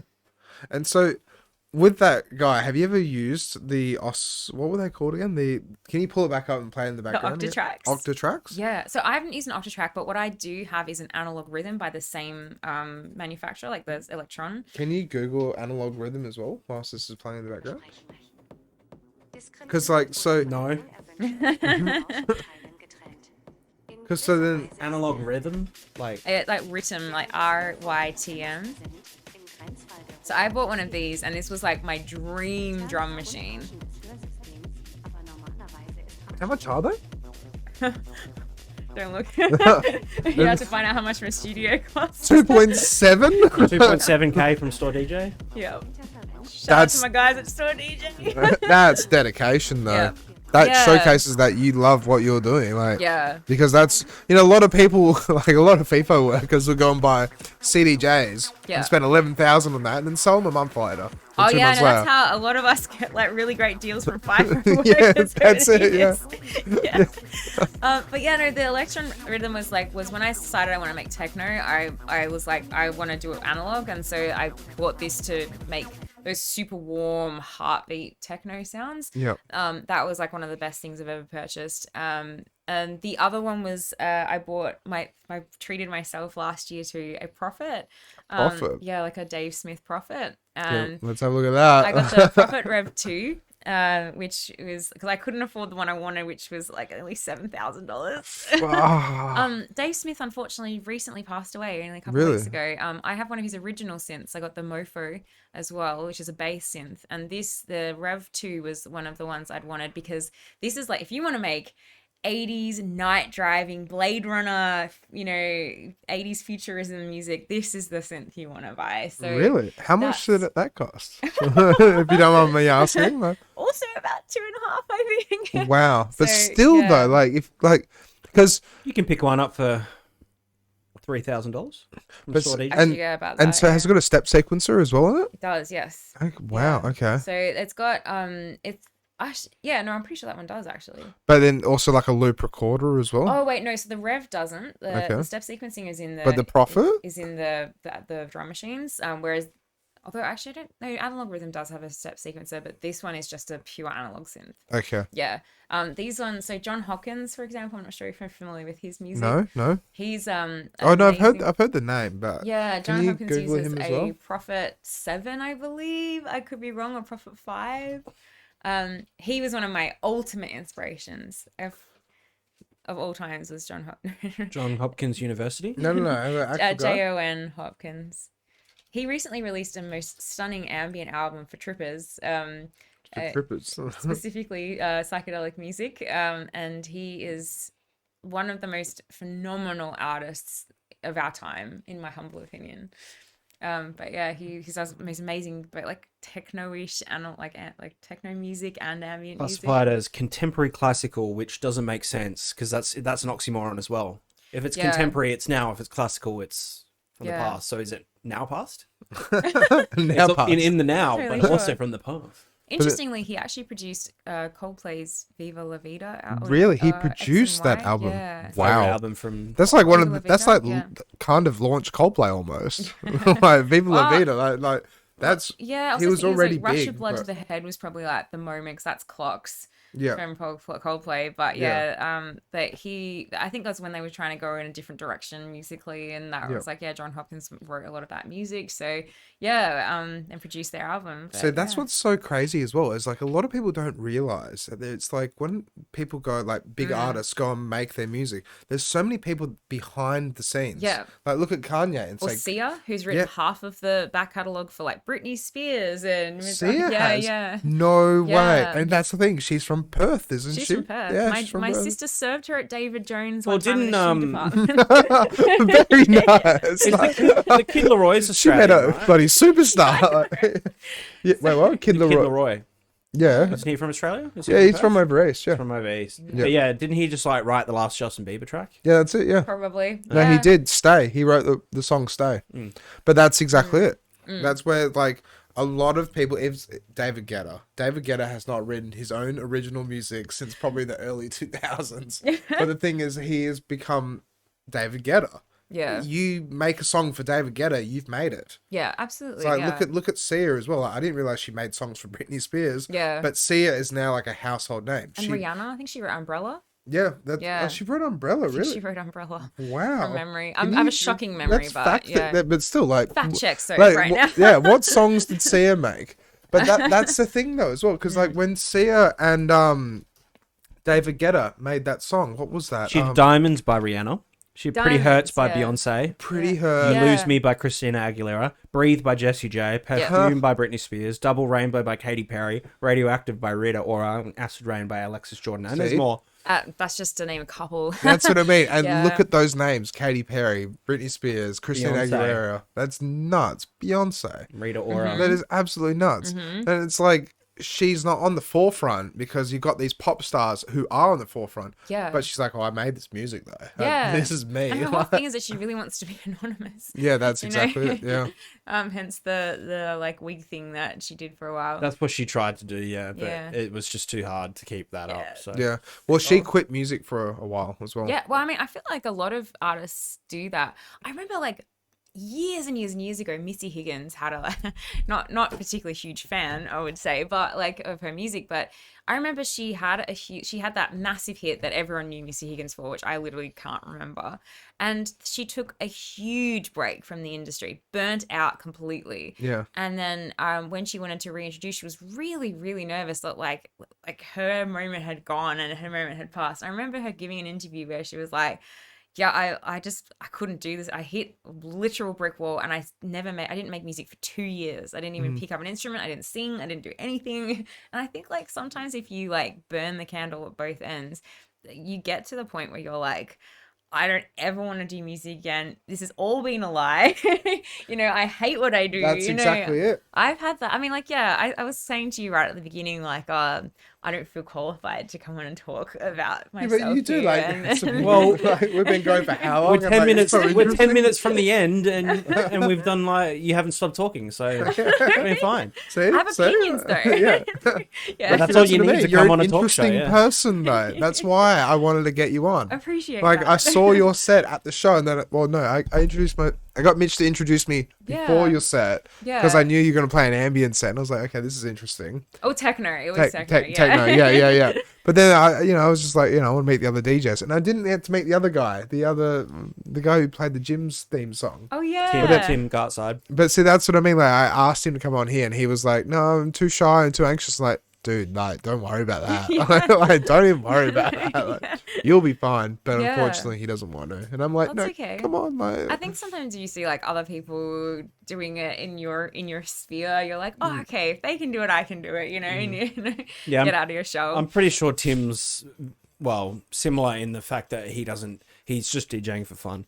Yeah. He's not an artist. He's an artist, but he's not an artist that wants to make it a career. Yeah. He's just doing it as fun, like a hobby. So yeah. I mean, I've always said I didn't really want to ever do it as a career, but I think like as I've always carved out time in my calendar month every month to like do one DJ set, one radio show, and like ideally have that time to do. But it's good to do that though, because it's like you're not doing it every weekend, but you're making time and you're making sure that you actually do bits and pieces here and there. Absolutely. So you can keep up with your craft. Yeah. And I think like booking the things that scare you is part of what drives you forward sometimes, provided that it's for the right reasons. I think like I recently played a show for Aesoteric for Perth Festival, which was like something I wrote a piece for, which was, I've never done that before. I've always been like, I'm not going to write something for something. That way, if it doesn't go so great, I won't be devastated. But I wrote a piece using all my gear that I'd recently purchased. Oh, wow. Like the Rev was my new one, and I wanted to write an ambient piece that involved that.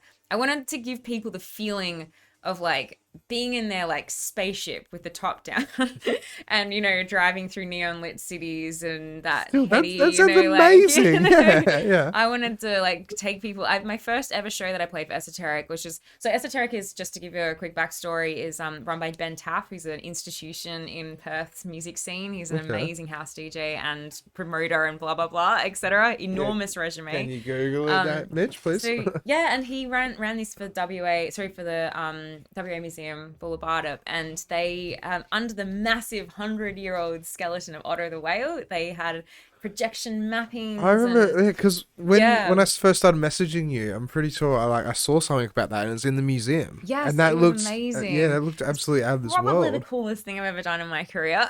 So I played for them a couple last year, and I was asked back for the Perth Festival. So I decided this time to specifically write something for that show.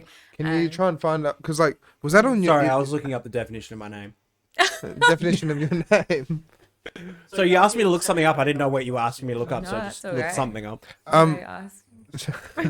So what was it called? The whale exhibit again? It was at the museum. Was called Aesoteric. Aesoteric. Yeah, AESOTERIC. There we go. Yeah, you didn't even type it in. Mitch, come on. I know how to spell Aesoteric, all right? There it is. Yeah. Yeah. Boola Bardip. Okay. So Oh jeez. Beam Hacker, who is Josh McAuliffe, did all of the beautiful light installations throughout the museum, and Steve Berwick, I believe. I think I got that wrong. I think it's Steve Berwick, but he did all of the projection mapping, so he actually mapped the whale and then Phil Berwick?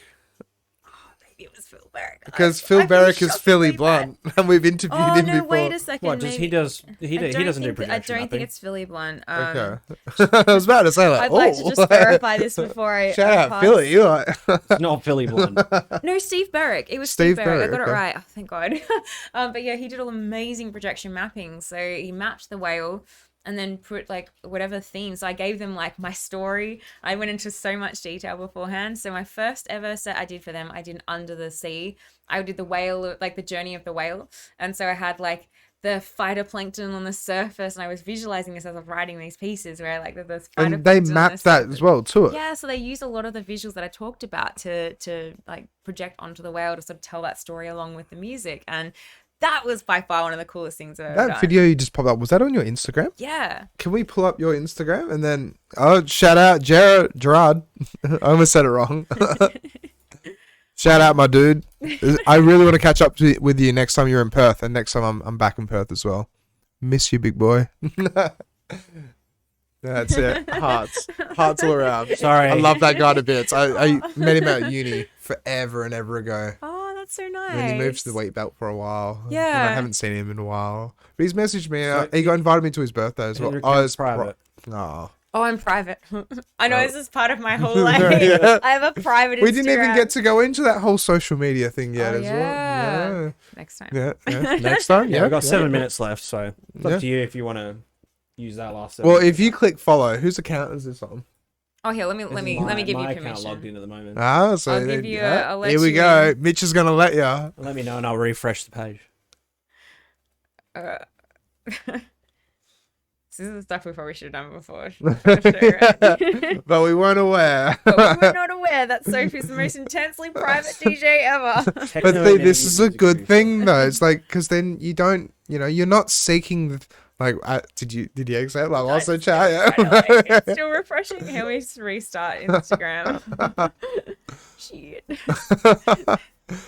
But here we go. It is important though to only do what you want to do. If you got into the industry as a DJ and then you feel like you have to sell your soul, then are you doing it to sell your soul, or are you doing it to play music?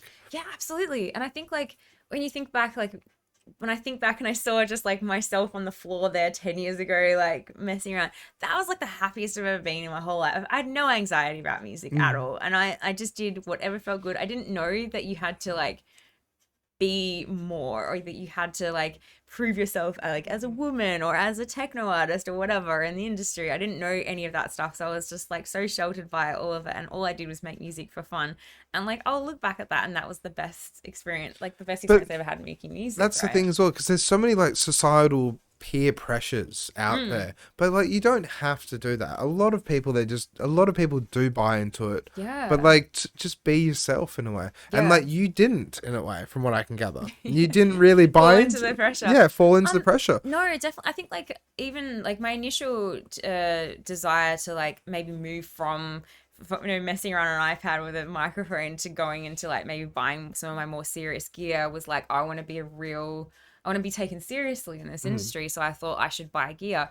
But then it turns out the way my brain worked was that I just like pushing buttons and knobs more than I like using software. And it turns out I was actually shocking at software.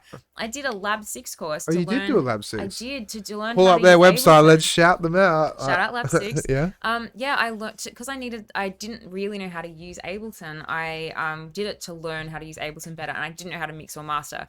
I still don't know how to mix or master. It's honestly, that's a Morgan ballgame. into Fortet and Burial, so my job's done. You got Morgan. I got him into Fortet and Burial. I was like, I don't know if I'm allowed to talk about it. It's like, light a joint and like lie on the floor and you know, and absorb this music. And I gave him a giant list of all of my favorite like zone out tracks. And I think, you know, that's all I really did. Yeah, but shout out Morgan as well though, like Slumberjack. Like, yeah. Like, that is pretty cool. Like, yeah. like, I don't know if you're allowed to say it, but being able to lie on the floor and, you know, just hang out with Morgan. Like, I don't think I specifically did that. I just recommended it. Yeah. But no, I it's think like, check out this music. I was that difficult child at the front of the classroom being like, okay, that's cool how you make sick trap beats, but I want to make weird ambient music. Now, how do I make that louder?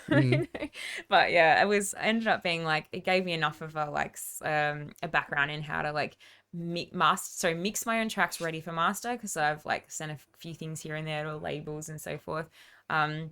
I don't really know what's come of any of it, but you know. I love how mixing and mastering are like two different, like completely two different. Yeah, they really are. Oh, yeah. not only that, but mastering is a craft. Yeah. It's like, it really is. It's like being a web developer and then also being a designer. Like they're two separate jobs they don't actually, one's art, like mastering is art. And so like sometimes on Ambient Zone, I'll shout out the masterer of the track. So, really? I see the other way around though. I see mixing as the art. And I mean, definitely mastering is more like the technical, like the shining of the shoe. You know what I mean? The shining of the shoe. The shoe is the art, but the shining is what makes it like stand out. Yeah, and I mean, oftentimes you, as an artist, you will get the same person to mix and master, or you'll mix it down yourself to give the person who's mastering it, an idea of what you thought of, you know, so that you get somewhere along the right lines. But like for example, in the ambient world, a lot of the artists that make their own music will master for other people, like Anton Irizarry has done like half of the ambient world's things, and like Taylor like Dupree, ambient people music's like that. very like because it's so empty and devoid of like being full. You need to pay extra attention to all the sounds that are going into it. Yeah, actually, it's weirdly enough, I actually think that ambient music can be hard to pare back. It's not as minimal as you think in a lot of cases. Sometimes it's like taking stuff out of my mixes or stuff is really hard. Like I've got 25 layers in there of rent, and like this is just a layer just for like crystal texture, you know, or whatever. But you're like, get rid of it, take one thing off, get rid of it. That's what I mean. Like each individual sound isn't a full sound. Yeah. Obviously, you're making a track that is full in terms of the spectrum. Yeah. But it's not full. Like it's not. I mean, in the very sense of it being ambient, it can't be full because it wouldn't be ambient if it was in your face, right? Yeah. Well, I mean, it can be very in your face. It can be like a drone that wants to smack you up the back of the head and still be very ambient. I don't know, like it's definitely like finding balance within ambient music is a little bit harder than it looks. So it's like you think that it's almost easy to do it in electronic music with beats and drums. There's and so less forth room to hide. Yeah, I think you're right. In a lot of ambient music, there can be less room to hide. Although I will say, don't ever let that deter you from giving it a red hot go, because some of the music I made back in the day doesn't sound really technically any different from what I make now, despite the fact that there is quite a technical difference, because like texture and like, you know, artifacts in recording and all this sort of thing that you probably wouldn't necessarily engage in deliberately now is like part of what makes a lot of that human music and you know, that kind of thing. And I think that's like never rush to get rid of but see, that's the thing as well, is like when you said the whole idea about like, you know, being able to hide and stuff, that's like when you make ambient music, I can imagine they're more focused on what's going on, whilst like with more electronic music you can like put it on and go for a drive and you hear car noises, you hear road noises, but like if you're like laying in bed and like you're listening to ambient chill stuff, you're more focused, more aware of what's going on. Yeah, and it tends to be like the situational listening. It's like actually weirdly not as often as background music as you think, right? With ambient music, oftentimes it is a moment of contemplation or reflection or peace or meditation, that kind of thing. I mean, like imagine doing yoga and you put ambient music on and then there's like a spike and something happens and like,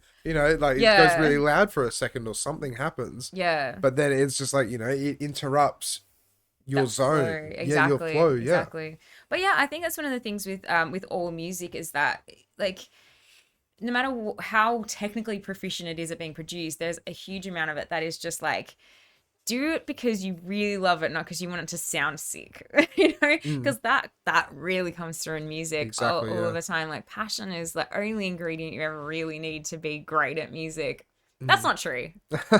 That's not true, but but still, it's a big factor. Yeah, what's like, why does like Steve Aoki's music not really inspire much, and because it's technically fucking good music, right? Yeah, exactly, it's technically perfect music and a lot of this sort of stuff, but it's not human music. It's not the stuff that makes you feel anything, or it's like coming from a place of heartfelt, exactly. Like dubstep and excision and those harsher noises, because like it gives you the idea to go and jump and headbang and do this and do that. But then like it's the spectrum of music. Well, what I like to tell people is different things. Like with that kind of heavier kind of music, it's like you wouldn't wear sandals in a snowstorm. Exactly. Right? Yeah. You wear your boots out in a snowstorm, and there's places for every piece of music everywhere, and there's no such thing as really as good music or bad music. Exactly. There's interesting music and boring music. If I'm in the middle of the rave, I'm drunk out of my mind. I just want to hear like heavy music. Like it doesn't have to be. It's an emotional thing, not necessarily like a rhythm thing or I'm bopping to the melody. It's like it's making my body feel this energy, this kind of energy. Yeah, absolutely. And I mean, I think that's the thing is like my hallmark of the music I play out, the music I make. It's I want to feel everything. I used to like say that the genre I wanted to make was dance for tears. I want you to like dance harder than you have and cry harder than you ever have on the dance floor. And that was like the thing I wanted to leave my mark on the music world with. But yeah, it's all about emotional music for me and emotional journeys and visualizing where you're going, getting in a spacecraft with me and going into the outer planets, whatever it may be. That's like ultimately the thing that makes me most excited about music. So yeah. That's our last few minutes now. Yeah, I was going to say that's a really good way to wrap it up. But there is one question I wanted to ask. Go for it. So, with RTR, and when you go and do a show, how do you prepare? Because you've been doing it for 4 years now. Yeah. How do you prepare this script? And then, like, do you repeat music as well in Ambient Zone, or like, so you don't? Yeah, so you pick all new, fresh stuff. Yeah. So then, how far down the rabbit hole do you dig to find this new stuff? So I think Spotify's algorithm has actually helped me a lot in the last couple of years. To find I hate the algorithm, to be honest. I don't know, like Spotify gets me now. We're like on a good same plane. Yeah. If you train it enough, I'm sure it would like. Oh no, like I haven't trained it, but it's just like the amount of music I listen to all over the place, and it's like it gets confused about what I want to listen to. Yeah, I think like weirdly, like because I group things together really, like I'll hear something and be like, yeah, like 80s night driving spaceship music. And that goes in that playlist, and I'll start collecting other music that I think qualifies to go onto that playlist. I have thousands of playlists in Spotify. Could you share me your Spotify account, please? Oh, no. This is so private. This is more private than my diary. But it's just like one other person, so I can go crate digging. Radio house can't give away their secrets. Yeah. But yeah, no, I started like back like over 4 years of curating playlists once a month for 4 years, and then often more than that, because I'll be like, okay, I'll get this one and I get this one, and I play a gig out, or I'll do something, just collect for my own interest. I have categories and categories and categories of like different types of music that are, I think, mood wise sound similar. And over the years, like Spotify started being a bro and helping me out and being like, oh, this actually does sound a bit like that. And I'll be like, yes, good bot. And then, good Spotify. Yeah, good Spotify or bad Spotify. It's not the complete opposite. Yeah. Like, I'm always just like, fuck this shit. Yeah. I hate the Spotify. Yeah. But I mean, I listen to like games, like I play a lot of games, and I've found like some of the coolest ambient tracks in there. Like Far Cry 4, one of the first tracks ever played in my own solo track set on Ambient Zone was a Bardip song from Far Cry 4. So I hear music everywhere that I'm like, oh, I like that, I'll play that, oh, I like that. So after a while, like, yeah, I've just been collecting from so many different sources, and then someone will send me, I get a lot of promo albums sent to me as well through from different labels. We have quite a respected community at RTRF, like Ambient Zone's RTRFM. So we do get a lot of submissions from people asking if we'd play. I love trying to balance my shows. Like, without ever really shouting it out, but I always try and play as many women in balance with men, things like that. That's a good thing though. Yeah. So what I'll do is like, I feels like there's a lot of male artists that sort of come to me, whereas I look for a lot of female artists to feel that that balance. But then within that, I'll be like, Spotify will be like, have you heard of this person who likes, who's recommended after this? And so after a while, it just becomes quite easy to collect a show. But I also find that like on a lot of these websites, you can like start like a radio channel using that. Go to some radio, and that sometimes works. I mean, maybe like 1 in every 20 tracks is good, but that's like I will listen to, in preparation for Ambient Zone, I'm listening for a few weeks ahead, and I'll be like collecting shows, and I'll be like, oh, this time I want to be like just cool shit I found on YouTube. So I'll like look through and I'll like specifically think about that, or I want to do massive dynamic bangers and ambient or whatever. Do you ever do like SoundCloud as well at all? Actually, not so much SoundCloud, weirdly. Really? I find that harder to use. Have you ever heard of Noir Recommends? No. Okay. Mitch, can you pull up Noir Recommends? Because I love my ambient music as well, right? And this is like minimal house, kind of like techno kind of stuff. Yeah. And I would say it kind of falls into that genre. Okay, cool. But it still has a beat to it. Yeah. But it is still very, very minimal though. So look up Noir Recommends episode 37 and you should definitely check it out. Okay, awesome. Thank you. I'll send it to you. It's one of my favorite mixes of all time, to be honest. Cool. But it just takes you on a journey. See, that's it. That's all you really want in life. Just take me on multiple and so journeys. I'll go through these sometimes. I haven't done it in ages, but I'll just soundhound all the, Shazam them. Yeah. Just to be able to hear like what song is that. And the beauty of it as well is that usually most of the time he'll actually in between each song he'll do like a little radio thing, be like, this came from this record label, this song, it's vinyl only. Yeah. So, you have to buy the vinyl to get it, but find the vinyl here or whatever. So yeah. No, but I think that's the thing is like a lot of the in-between parts is where the time-consuming aspect of radio is. So I think obviously you can go off the cuff. You don't ever have to prepare anything, but obviously if you're just getting started in radio, having scripts is a great idea. I'm pretty dependent on them because I get tongue-tied and I stress about the fact that there's so many people listening, and I'm like, oh, I don't get flustered. I try and improvise here and there and like feel like I'm messing it up, but these days I can sort of get a little bit of like ad-libbing without being too stuck to a script. However, I will write down, the reason I do still prepare scripts is mostly because I love telling the backstories behind artists. Yeah, that would be so cool. That's the part that makes me really excited about doing radio. And I'll be like, so remember the last show I talked about, Raphael Antoni Rosari. Now he's like done this with this artist who does this, and I'm like, I think that's really cool. But and I think a couple of ambient nerds out there are probably just as joyful to hear about this stuff as I am. But it's like it adds the like the human element, and that's exactly like the people behind it. Like I just recently showcased Carmen Villain, who's South American artist, and she a South American Icelandic artist or something like that. And she is so cool. And she makes the coolest stuff, and so I was like, okay, mini Carmen Villain showcase, and I just played a whole bunch of her tracks that I thought were just like phenomenal. Do you ever do shout outs to them? Not shout outs, sorry. Do you ever message them at all? I don't personally. I will tag them in a post if I'm planning on showcasing them. Okay, and it's up to, they can or cannot may or may not respond. We've had a few people being like, thanks for the follow. There was this really cool clip on YouTube I found one time, and I was like, who does the music for that? I have to find it. So I looked up who the artist was. It was like this epic journey to find them. I found them on SoundCloud, messaged them and was like, hey, I love your music. I'd like to play it on my radio show. They sent me like this enormous catalog of unreleased music, and I was like feasting off of that for weeks, So every now and then, reaching out to the artist can pay dividends in a lot of ways. So yeah, it's a good practice to get into. Yeah, 100%. Yeah. Because that's the thing is like sometimes they might not have that big of a follower, or they might have a following over in Germany and not in Australia. Yeah. And some local Perth radio stations like, hey, can I play some of your music on my show? And they're like, yes, like please. Like, yeah. And it's like, it's quite flattering to be asked to play on a radio station. So 100%. I think like I will often try and do that, but probably not as much as I should. And that's room for improvement.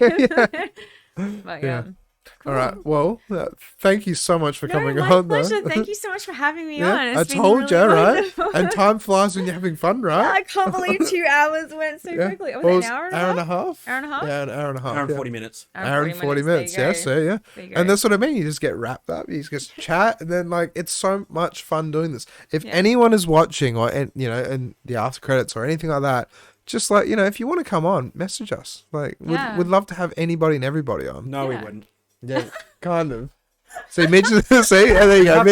You have to be related to the music industry. Yeah. If you're in the music industry, there is a bar to reach. To get yeah. Yeah, that's okay. Just putting that out there as the technical producer. The technical producer is speaking. Yep. Don't listen to Alex and his crazy ideas. Oh, yeah. See, like, just before we wrap it up as well, like, I was telling Mitch, right, and he was telling, what did you say, where it's like to sit in front of a camera for 2 episodes would be a bit draining? Yeah. And like, so I'm over it now. We've done one. So. Yeah, but you were just sitting there. So, like, I want to do 12 hours in front of the camera. Do straight 12 hours? But that's like, a guest will leave and another guest comes in. And I'll do it if you pay me $50 an hour. Yeah, fine. Because then I'll actually. I'm in the mines, baby. I can pay that. I would like if anyone else is listening and wants to participate in my 12-hour marathon. Pay you $50 an hour, apparently. Yeah, apparently I can talk the leg off a camp. 100%. Yeah, I would love for you to be a part of that. You haven't even heard all my stories. Exactly. But see, what we could do as well is like we could do an hour and a half of one guest, and then the guest like pulls up a chair over there and gets a microphone. This is post-podcast conversation. Okay, fine. Like we have to wrap it up. But ideas are coming. Okay, 20 minutes talking about podcast. That's it. It's like, how do we get into here again? All right. Well, thank you so much for coming on. Thank you so much for having me. I've really, really enjoyed this. Good. I'm glad you enjoyed this as well. Like, I honestly, like I said, like. This has been so much fun. And when I saw you at Jim's rave, Jim Soon, that Mitch throws these raves, these super cool raves. So definitely very, very cool to be a part of that one. And then, well, like when I found out that you also do RTR and stuff, I was like, like you have heaps to talk about. Like you're on the radio. So I'm on the radio. I do the radio thing. Oh, that's it. I mean, you're Greek, but like, that's hell Italian. I'll do the radio thing. Yeah. So where can people find you, Sophia? When's your next gig?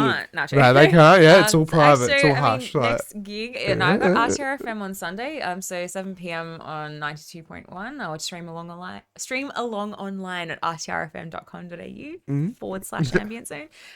Very cool. Next gig, I am not 100% sure, and I have to check my calendar. That's completely fun though. Yeah, like I said, shocking with the old self promotion here. But the thing is, though, is like. It's a gig that you will probably want to do and you'll enjoy. So that's what matters. Yeah. Instead of like me going, okay, I'm Friday night. When you blow up, night, Sophia, just hire here. Oh no! You won't have to do anything. They can look after your socials. Take 10% of my salary. That's but I mean, you don't have to do it. That's true. Actually, that's 10% of your time you get back. Yeah. A lot of times I'd be like, I would pay someone to do that. So yeah. On that note. All right. Miss Sophia Lewis, everybody. Thank you so much for having me. Miss Sophia Lewis. Yeah. Thank you so much for coming on. Thank you. And so, by the looks of it, Mitch, I think we've got another 2 episodes coming up. Might have Sunday and Monday, maybe. So I'm in talks with. Have you ever heard of a guy? Have you ever heard of Nest FM? Yes. Yeah. Yeah. So I might get the guy who runs the show on. Awesome. Yeah, which I would be very, very excited. Before he flies out to Berlin, apparently. Yeah. Apparently, yeah. Awesome. But then also, not jealous at all. Yeah, I know, right? I know, right? Have you've been to Berlin, right? No, I've been to Vienna. I meant to go Close to Berlin. enough. Yeah, I played a show there. But that's a story for another podcast. That is a story for another podcast. Okay. All right. Well, thank you everyone for watching. And thank you. Yep. And then I mean, Damo makes us wait for the cameras. Mitch doesn't, but let's just wait for the cameras so people know. All right. We'll see you guys on Sunday and Monday, I'm pretty sure. Catch ya. Bye.